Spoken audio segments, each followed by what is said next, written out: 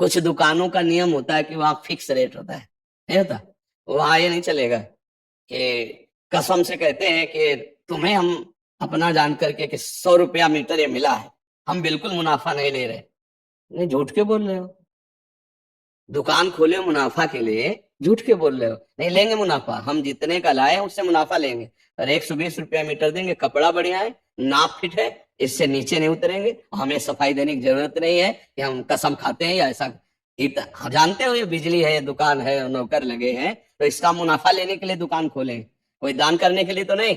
तो सबको पता है मुनाफा लेगा, लेकिन एक फिक्स दाम, उससे 10-20 रुपया का मुनाफा लेकर के हम उसको बेच रहे हैं। लेकिन झूठ क्यों बोले? बोले झूठ के बिना धंधा नहीं चलता, नहीं ऐसा नहीं है।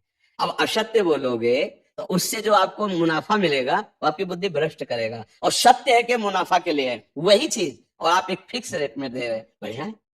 अब अगर आप कोई मिलावट करके भोजन सामग्री दे रहे हैं, आपको पता है, तो जो खाने वाले के हृदय में बैठे हुए भगवान है वो तुम्हारे जीवन में मिलावट कर देंगे, तुम्हारा जीवन महान दुखमय हो जाएगा। ये कहाँ समझा जाता है? एक आदमी सिंथेटिक दूध बना रहा है, उससे कहो ये अपने बच्चे को पिला, नहीं पिलाएगा।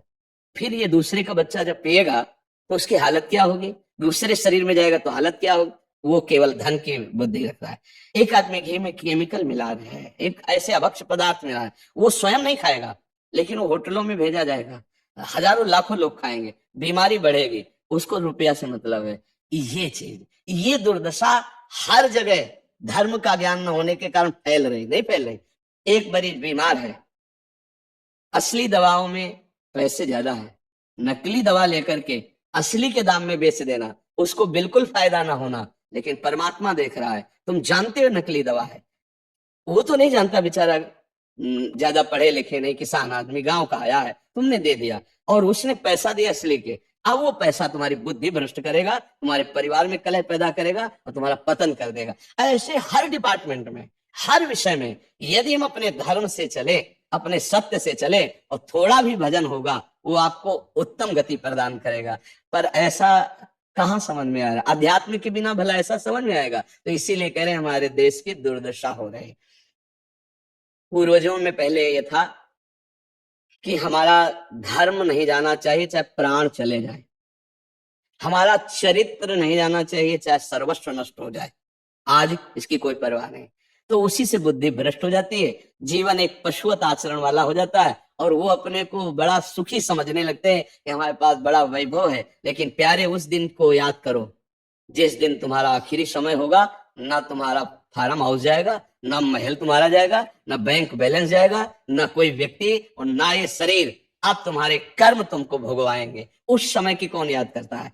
अगर उस समय की याद हो तो भय लग जाए कि नहीं नहीं, पाप नहीं करूंगा, क्योंकि जाना है यहाँ से। अच्छा, कब जाना है कुछ पता नहीं है, किसी भी समय ट्रांसफर हो सकता है इस शरीर से। तो हमें लगता है कि महापुरुषों के जो वचन है कि हमें एक नियम से जीवन जीना चाहिए, धर्म पूर्वक जीवन जीना चाहिए, अपने कर्तव्य का पालन करना चाहिए। जो हमारे लिए कर्तव्य, आज प्राय धन प्रधान बुद्धि होने के कारण कर्तव्य स्वाहा हो रहा है। एक विद्यालय में विद्यार्थी के लिए जो गुरु पद में बैठा है, उसका क्या कर्तव्य है? वो अपने कर्तव्य को भूला हुआ है। भला छोटे छोटे विद्यार्थियों को, जिनकी नींव पूरे राष्ट्र सेवा में, समाज सेवा में बन सकते हैं, अगर उनको हम सही शिक्षा नहीं दी तो उनका पूरा जीवन बर्बाद हो जाएगा। अगर उनको हम गलत सपोर्ट कर दिए तो उनका पूरा जीवन बर्बाद, क्योंकि नया जीवन है। और जगह जगह अपने अपने कर्तव्यों का यदि पालन किया जाए तो पूरा समाज सुखी हो जाए। लेकिन कर्तव्यहीनता आ रही, कोई अपने कर्तव्य को नहीं समझ रहा है। तो यही बात महापुरुष जनों को दुख लगता है कि अगर सब अपने कर्तव्य का पालन करें, धर्म का पालन करें, भगवान का नाम जप करें, तो सब सुखी हो जाए। सुख सब चाहते हैं और आचरण दुख वाले करते हैं, इसीलिए सुख नहीं मिल रहा है, परिणाम में हमें दुख मिल रहा है।